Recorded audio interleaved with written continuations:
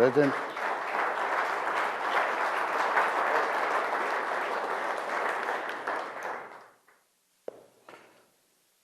How are we doing?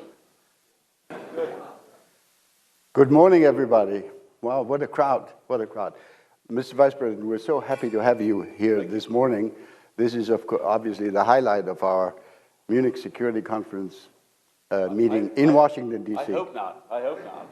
But it is the highlight. It's really a great honor to welcome you here this morning. Actually, for those of you who have not been regular participants in Munich, this is the third time already that the Vice President is participating in a Munich Security Conference event. When you came to Munich last February, your speech kicked off a pretty controversial debate about fundamental values, unlike anything we have ever had at the Munich Security Conference. And actually, we published a brochure, a copy of which you'll have on the way out, about the speech and the reactions to it from around the world. This intense debate about how fundamental values, how the freedom of speech, the rule of law should be interpreted and applied continues to this day. But when we prepared for this meeting with your team yesterday, we agreed, and they agreed, that today we should try to focus on current challenges of foreign policy, which confront us together. So thank you again for making yourself available. We don't have a great deal of time, so I'll not come up with a long introduction, and I just want to get us started. The first time you came to Munich, you were still a senator from Ohio. What I associate with Ohio is the Dayton Agreement, 30 years ago in 1995. I was at that time actually the German negotiator. So I actually lived in Dayton, Ohio for one entire month. So and why is this important? Because it was through U.S. intervention, that peace was brought about in Europe, in the Balkans at that time. So if I may, let me ask my first question about the U.S. and Europe. A distinguished former U.S. diplomat, Richard Holbrooke, wrote almost exactly 30 years ago in a Foreign Affairs article that the United States is and should remain a European power. Today, 30 years ago, my question is, do you think that the United States should continue to see itself as a European power? In Munich, remember, you actually said, and I quote, "We are still on the same team." Are we, and what does that mean for the U.S. presence in Europe and relationship with Europe? First question. Sure. Well, first of all, thank you, and I'm sorry my microphone apparently is broken, but we have another one, so that's good. So everybody can hear me now, right? Everybody can hear me? Great, good. Yeah, so first of all, thrilled to be here and thrilled to have this conversation. I've been looking forward to it. And yeah, I do still very much think that the United States and Europe are on the same team. And I think that this is, sometimes I've been criticized as a hyper-realist, right? I think of foreign policy purely in terms of transactional values. What does the America get out of it? What do the rest of the world get out of it? And try to focus so purely on the transactional value of it that we ignore sometimes the humanitarian or the moral side of it. And I think at least with Europe, that's actually not a full encapsulation of my views, because I think that European civilization and American civilization, European culture and American culture are very much linked. And they're always going to be linked. And I think it's completely ridiculous to think that you're ever going to be able to drive a firm wedge between the United States and Europe. Now, that doesn't mean we're not going to have disagreements. And of course, you brought up the speech earlier. It doesn't mean that Europeans won't criticize the United States or the United States won't criticize Europe. But I do think fundamentally we have to be, and we are, on the same civilizational team. And I think, obviously, there's a big question about what that means in the 21st century. I think, obviously, the president and I believe that it means a little bit more European burden sharing on the defense side. I think that it means that all of us, frankly, on both sides of the Atlantic have gotten a little bit too comfortable with the security posture of the last 20 years, and that, frankly, that security posture is not adequate to meet the challenges of the next 20 years. So there are a lot of ways in which this alliance will evolve and change, in the same way that the alliance evolved and changed from 1945 to 1975 and from 1975 to 2005. I do think that we're in one of these phases where we're going to have to rethink a lot of big questions, but I do think that we should rethink those big questions together. That is a fundamental belief of both me and the President. And you mentioned this is my third time speaking with the Munich Security Conference group. Obviously, the first couple of times were in Munich, and I always remember very fondly, of course, that the very first time it was as a United States Senator representing Ohio, and I'm glad you got to spend a month in Dayton. I love Dayton. It's kind of the closest big city, if you can call it a big city, to where I grew up. But on that first panel, I was on that panel, and also David Lammy, who at the time was a lowly member in opposition, and of course now is the great Foreign Secretary of the United Kingdom, and he and I have become good friends. So I still think that this European alliance is very important, but I think that for it to be important and for us to be real friends with each other, and I think that we are very much real friends, we've got to talk about the big questions, and I know that's an important part of what this entire group does, so I'm glad to be here. Great, thank you so much. And I think the message has arrived in Europe that we need to carry a significantly larger share of the burden. As you know, we are all trying to spend more.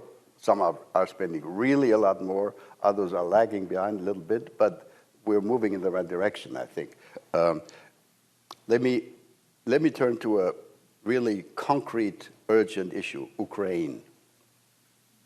The Trump administration, from what we have seen in the media, etc., seems to agree with most of us in Europe that, unfortunately, Russia does not seem to be really willing to end this military confrontation. If that's the assessment, if that's our collective assessment, could you talk a little bit about U.S. strategy going forward?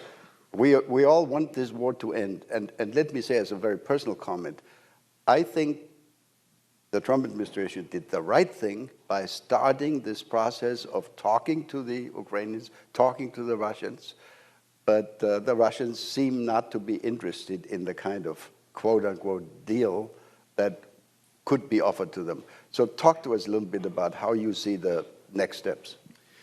Yeah, so let me say a couple of things about this. First of all, I appreciate your kind words about the administration. Obviously, I think it was the right thing to do for us to start the process of negotiation. I think for too long, the Russians, the Ukrainians have been fighting. Obviously, there's been a lot of people dying on both sides. There's been a lot of innocent loss of life. And our view is it's absurd that you've had this war go on for so long, and the two sides aren't even talking constructively about what would be necessary for them to end the conflict. And I think that one of the things that President Trump has always been very good at, and he's gotten a lot of criticism, unfair criticism in my view, from both the American and some of the European press, is what I would call a strategic realism or a strategic insight. In other words, you don't have to agree with the Russian justification for the war, and certainly both the President and I have criticized the full-scale invasion, but you have to try to understand where the other side is coming from to end the conflict. And I think that's what President Trump has been very deliberate about, is actually forcing the Russians to say, here is what we would like in order to end the conflict. And again, you don't have to agree with it. You can think that the request is too significant, and certainly the first peace offer that the Russians put on the table, our reaction to it was, you're asking for too much, but this is how negotiations unfold. And I wouldn't say, I'm not yet that pessimistic on this, I wouldn't say that the Russians are uninterested in bringing this thing to a resolution. What I would say is right now, the Russians are asking for a certain set of requirements, a certain set of concessions in order to end the conflict. We think they're asking for too much, okay? And then obviously, the Ukrainians matter a lot. They're the other side. They're the other party, at least to the direct conflict. And we have to ask, what is the Ukrainian, what do they need in order to bring this conflict to a successful completion? And we're going to continue to have that conversation. Now, what the President has said is that he will walk away if he thinks he's not making progress. And I think that, about once every 4 or 5 weeks, you will hear some American official or sometimes multiple American officials say, this is a week where we need to make another step. And in particular, the step that we would like to make right now is we would like both the Russians and the Ukrainians to actually agree on some basic guidelines for sitting down and talking to one another. Obviously, the United States is happy to participate in those conversations, but it's very important for the Russians and the Ukrainians to start talking to one another. We think that is the next big step that we would like to take. And why does that matter? The reason it matters is because, again, I mentioned the Russians, but also the Ukrainians have also been sort of, they've put a piece of paper in our hands that says this is what we would need in order to bring this conflict to a successful resolution from our perspective. And there's a big gulf, predictably, between where the Russians and the Ukrainians are, and we think the next step in the negotiation is to try to close that gulf.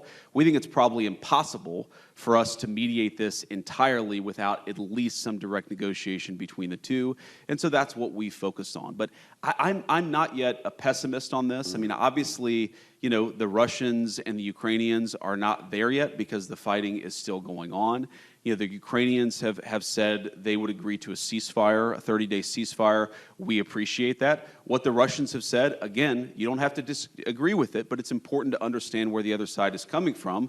What the Russians have said is a 30-day ceasefire is not in our strategic interest. So we've tried to move beyond the obsession with the 30-day ceasefire and more on the what would the long-term settlement look like, and we've tried to consistently advance the ball. One final point I'd make about this, I think it's probably wouldn't surprise anybody in the room, but there are a lot of people watching who are not in the room, is a frustration that we've had, frankly with both sides, is that they hate each other so much that if you have an hour conversation with either side, the first 30 minutes are just them complaining about some historical grievance from 4 years ago or 5 years ago or 10 years ago. Look, I understand it. I understand that people don't fight wars against each other without a lot of grievance and a lot of problem, but we're trying to, as much as we can, play a constructive role in advancing the peace conversation forward. And what I'll say, just to echo something that President Trump has said many times, but I think it bears repeating, is our strong view is that the continuation of this conflict is bad for us, it's bad for Europe, it's bad for Russia, and it's bad for Ukraine. We think that if cool heads prevail here, we can bring this thing to a durable peace that will be economically beneficial for both the Ukrainians and the Russians, and most importantly, will stop the end of the destruction of human lives. I think people underappreciate this about our president here in the United States is he has a genuine humanitarian impulse about this. He hates innocent people losing their lives. He hates even soldiers losing their lives in unnecessary conflicts. He just wants the killing to stop, and that will continue to be America's policy. But obviously, as all of you have seen, we'll navigate that policy and react as the parties bring their grievances to us. Great, thank you very much. If I can just offer 2 footnotes to that. I think for us, Europeans living as neighbors of Ukraine, and if you wish also as neighbors of Russia, we have begun to understand that what we're looking at here is not just the defensive war by Ukraine against the Russian aggression, it is also a confrontation that puts at risk all of European security. In other words, it's indirectly our defense also. It's not just Ukraine. And this is why we're so desperately interested in seeing that this comes to an end, hopefully, and I think the real trick for negotiations and for a conclusion of this is going to be that it's going to be lasting and not broken in the next 3, 6, or 9 months again. Let me, Mr. Vice President, since we have so little time, there are so many issues. If you allow, let me turn to another issue, China. That's a key, as we understand, a key challenge for the United States, for your foreign policy.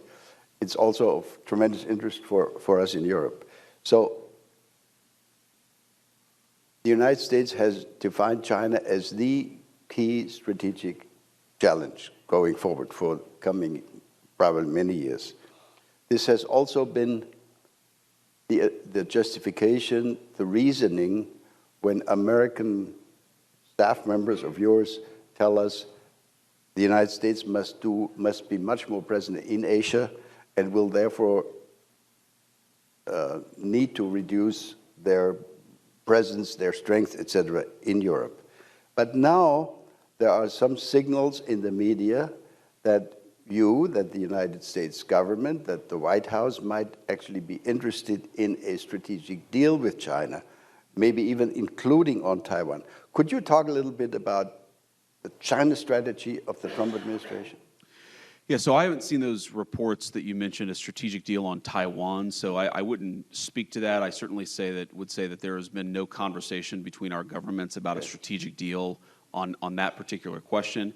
What we have talked about, of course, is that we cannot absorb the producer surplus of the entire world. That has been the role of the American economy for the past 30 years, in some cases vis-a-vis Europe. And by the way, we don't blame, for example, the Germans for pursuing a policy that makes their exporters strong. We just wish that American leadership had pursued a policy that made our exporters strong, because now we find ourselves in a very precarious place. And when I say we, I mean the entire West. I mean the NATO alliance. I mean the United States and Europe, which is that we become, in a world of hyper-complicated, hyper-globalized supply chains, we find ourselves more and more reliant on countries that may not have our best interests at heart. And even if they're halfway decent trading partners, it's still a little bit risky to put all of your eggs in one proverbial basket economically. And what the president has said is we must rebalance the global economy vis-a-vis China. We cannot absorb hundreds of billions of dollars, close to $1 trillion per year in annual surplus, most of it coming from the People's Republic of China. And what that's going to mean in the rebalancing is that we think that the PRC is going to have to, frankly, let their own population consume a little bit more. They've held consumption levels down in order to increase these massive exports. It means that American manufacturers are going to have to be treated more fairly in some of these global trade deals. It means we're going to have to cut some new trade deals with some of our friends in Europe, but also with some of our more adversarial nations.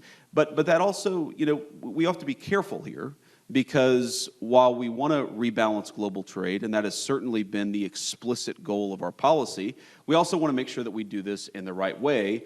And yes, you've seen media reports that the Chinese reached out to the United States. Of course, we're going to sit down and talk to them. I'm not going to divulge too many details or prejudge the negotiations, but we want to rebalance trade in the interests of American workers, in the interests of American manufacturers. That is our policy. We think that we can do that while preserving at least an open dialogue with the PRC and with a lot of other nations all over the world. But that doesn't mean the old way of doing business is going to be stable or that it's going to persist. It simply cannot. It was not sustainable 10 years ago. It was certainly not sustainable 4 years ago, and we're very, very committed to changing it. But we're open to having conversations with both, again, our friends and more adversarial nations about what that rebalancing ultimately looks like. And people have to remember, Liberation Day, which was where the president announced this fundamental change, I think, in the global trading system, that was almost exactly 30 days ago. So we are in the early innings of a very significant shift. I think that shift is going to really inure to the benefit of both the United States, but also of Europe. But it's fundamentally, it has to happen, and it's going to happen under President Trump's leadership. All right. I think it's great if there are beginning discussions between you and the Chinese. Could you expand a little more on what would your expectations be for an EU-US successful discussion of these trade issues? Is there any message that we can take home to our friends in Brussels? Because that's also, from our point of view, obviously a very urgent issue. Yeah, so to put it very simply, and we've obviously had great conversations with a lot of our European friends at the very senior levels between the president and heads of state, between me and officials in European governments, but also with trade representatives and also the very nitty-gritty technical details of a trade agreement. So these conversations are ongoing. But I'll throw a few general principles out there. I think the first is that, again, America wants its exporters and by implication its workers to be treated much more fairly. We want American markets, in the same way that American markets have been open to a lot of European goods, we'd like a lot of European markets to be open to American goods. Now there's an agriculture component to that, there's a value-added manufacturing component to that. We think that we have, in both the software but also the more harder technology side, we have some great defense technology firms where, on the one hand, we have our European friends saying, we want to actually build up our defense, we want to do more burden sharing, but on the other hand, it seems like some of our European friends are less open for business if the people selling software and hardware are American firms. Well, we think that's inconsistent. We think that we have some of the best military hardware and software in the world, and we think part of being good allies is, yes, we obviously want the Europeans to take a bigger role in the continental defense, but we also think that there are a lot of great American companies that they can work with, and so, again, this doesn't have to be a zero-sum dynamic. This can be a very synergistic relationship, but the fundamental principle is we think that most nations in the world have been way too hard on American exporters and American firms. We want to make the entire world a little bit more open to the products built by American workers. We're obviously biased. We think that they're the best in the world, and we think that we can have a much better trading relationship with a lot of our European friends if they just dropped some of those both tariff but also non-tariff trade barriers. There are regulatory barriers. There are sometimes you have an official at the Ministry of Defense completely disconnected, as far as we can tell, from an actual law or regulation who will just say, we're not buying American products. Right. Sometimes you have officials in Europe who will say, well, we're going to penalize American technology firms in a way that we would never penalize European technology firms. We just want a little bit more fairness, or to use the president's favorite word, reciprocity. And again, with Europe, we think that's a very, very easy conversation to have. We hope our European friends agree. Great. I get signs from my friend here that we're quickly running out of time. Well, I'm having fun. Okay. And we can take a few more questions. Okay, great, wonderful. My team over there is very nervous. You guys can't see them behind, but We'll be brief. Please. So thank you very much. We've heard that there is, in coming days or next 2 weeks, a presidential trip to the Middle East coming up. Sure. Among the many unresolved issues of that region is the issue of Iran and their nuclear ambition, et cetera, et cetera. Could you talk a little bit about the region? I mean, there's so many unresolved issues, the Gaza issue, but also Tehran. What would your expectation be? What would the goal be? Would you go for zero enrichment by Iran? Some people have suggested that. Or are we looking at a replay of the earlier, agreement that was reached 10 years ago? Yeah.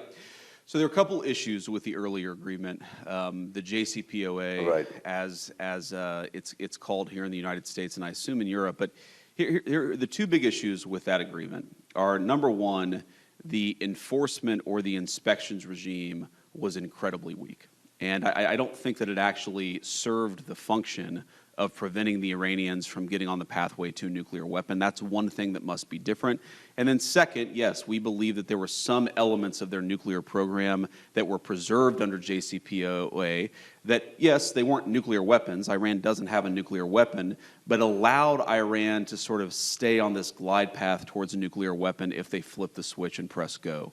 And we have to think about this not just in terms of Iran, which, again, the president has said this. We think that there is a deal here that would reintegrate Iran into the global economy, that would be really good for the Iranian people, but would result in the complete cessation of any chance that they could get a nuclear weapon. And that's what we're negotiating towards. And as the president has said, that's option A. And option B, if option A is very good for the Iranian people and even some of the folks, the leadership in Iran, option B is very bad. It's very bad for everybody, and it's not what we want, but it's better than option C, which is Iran getting a nuclear weapon. That is what is completely off the table for the American administration, no ifs, ands, or buts. Now, there are a couple of other things that are worth thinking about, because this is not just about Iran. If Iran gets a nuclear weapon, which country then next gets a nuclear weapon? And then when that country gets a nuclear weapon, which country after that?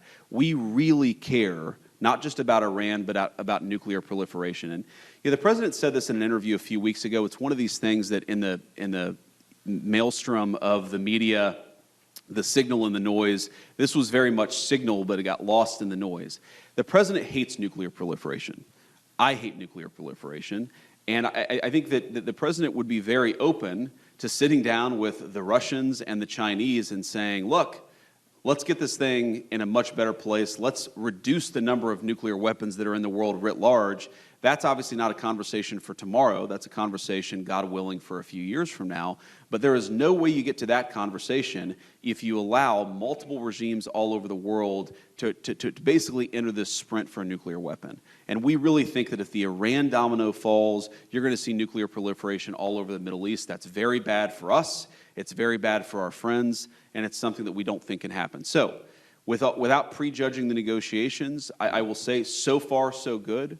We've been very happy by how the Iranians have responded to some of the points that we've made. We've been very happy that some of the intermediaries and some of the folks who are in the room, the role that they've played, the Omanis in particular, have played a very positive role, and we're very grateful to that. So far, we're on the right pathway, but this is going to end somewhere. And it will end either in Iran eliminating their nuclear program, their nuclear weapons program. They can have civil nuclear power. Okay, we don't mind that, but let me ask this basic question.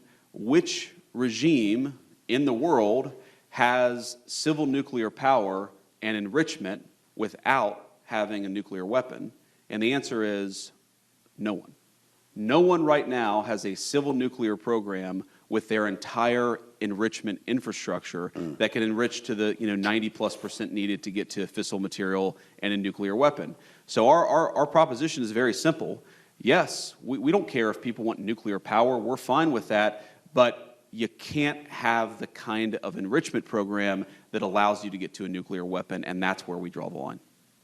Great. I think most of us would totally agree with that, and especially, I think, speaking on behalf of a non-nuclear country, with the goal of maintaining the nuclear non-proliferation regime. Yes. That's very important. That allows me to turn to my next or last question on NATO, because most people don't understand that the fact that we've had NATO under U.S. leadership for the last 70 years, that has been an essential instrument of international non-proliferation. Yes. If we had not had the U.S. nuclear presence in Europe, I would be prepared to give you at least 2, 3, 4, 5 countries in Europe that would have gone nuclear if they had not had this reassurance. Sure. So NATO has played a big role in nuclear non-proliferation. In 6 weeks' time, we have a NATO summit coming up. And again, there are many issues. One will be the continuing issue of defense spending. As we mentioned earlier in our discussion, Europeans are doing more, but we've also listened to demands coming out of the administration that are even more ambitious. So could you talk a little bit about your level of expectation? What would be your desired outcome of that NATO summit in terms of defense spending, in terms of how much Europe will need to do on its own in order to relieve the United States more in Europe? Yeah, so I think there are a couple of different components to this. So first of all, what the president has said is he'd like to see 5% spending on defense in NATO. And he thinks that that is consistent with what our European friends are telling us about how much they fear some of the threats in the world. And, given, unfortunately, that a lot of European militaries have not kept pace over the past few decades, there's a bit of catching up to do. And so that is the goal that the president has set. Obviously, the European countries are going to make their own determinations, but that's what we think is a reasonable goal. But it's really not just about the spend itself. It's also how the money is spent. And it's, again, there's this fear that we have when we look at some of our European friends, and I made this point at the first Munich Security Conference I ever went to, that when I looked at Germany 10, 15, 20 years ago, one of the things that the Germans were very good about is that they had kept the industrial strength of their economy consistent with the first world standard of living. But now what we see in Europe is a lot of our European friends are deindustrializing at the very moment where we're all seeing the hard power underpinning, or the economic underpinning of real hard power requires very strong and powerful industry. And so it's not just spending money, as important as that is, it's making sure that the same economic engine that powered first world living standards is actually geared towards producing, God forbid, weapons of war if those weapons of war are ever necessary. And so I think there's both an economic component to this that's completely divorced from the spending levels, and then of course there's the spending levels too. But we really want and we really care about Europe being self-sufficient. I gave an interview a couple of weeks ago where I actually tried to make the point that, yes, we're going to have disagreements with Europe, and Europe will have disagreements with us. Sometimes, I would hearken back to 2003 United States policy in the Middle East. I frankly wish we had listened to our European friends, but I think this is an area where we're fundamentally right, and I think it's gratifying to see so many of our European friends recognize that, and recognize that Europe does really have to play a bigger role in continental defense. I think we're all aligned on it. It's just a question of getting there, and most importantly, getting there quickly. There is a glimmer of hope in our country, in Germany. As I'm sure you've seen, we've eliminated the so-called debt brake. Yes. When it comes to defense spending. So there is now the opportunity for the incoming new government in Germany to spend significantly more. In other words, I think we're in good shape in terms of responding to what you have just said. Ladies and gentlemen, that brings us to the end of this wonderful discussion. I'm really grateful to you that you allowed this to be a Q&A session. Sure. We could continue this, I'm sure, for the rest of the morning, but I know you have other things coming up. May I simply conclude by saying that we hope very much, my team and I, that you will be willing and prepared to continue this young tradition that the United States at major Munich Security Conference events will be represented at your level. You are not the first Vice President of the United States who has come to the Munich Security Conference, but we are extremely grateful that you came in your new position. Please come again to Munich next year. Thank you very much, Mr. Vice President. Thank you.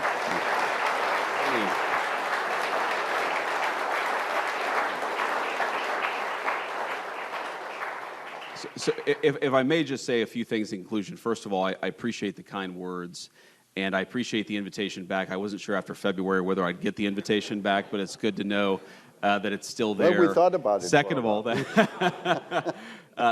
all, since you brought up Germany, I wanted to, of course, from the President, issue our congratulations to Chancellor Merz. And I know that we'll have a conversation with him in the next couple of days, but we're looking forward to it. And the final point that I'd make is not to rehash what's in that document, but one of the things that I said in that speech that didn't get as much airplay, but I thought was just as important, is that everything that I said there applied as much to the previous American administration as it did any government in Europe. Oh. And I think that I mean this from the heart and as a friend, that there is a trade-off between policing the bounds of democratic speech and debate and losing the trust of our people. Every single country, and we're all going to draw the lines a little bit differently, every single country says there are things that are outside the realm of political debate. I understand that, I accept that, and I'm fine if one country is going to draw those lines a little bit differently than the United States. But I think all of us, including especially the United States, we have to be careful that we don't draw the lines in such a way that we actually undermine the very democratic legitimacy upon which all of our civilization rests. And I think that is fundamentally the point here. It's not Europe bad, America good. It's that I think that both Europe and the United States, we got a little bit off track, and I'd encourage us all to get back on track together. We're certainly willing and able to participate in that work, and I think all of you all too. Thank you. God bless you. Great. Thank you so much.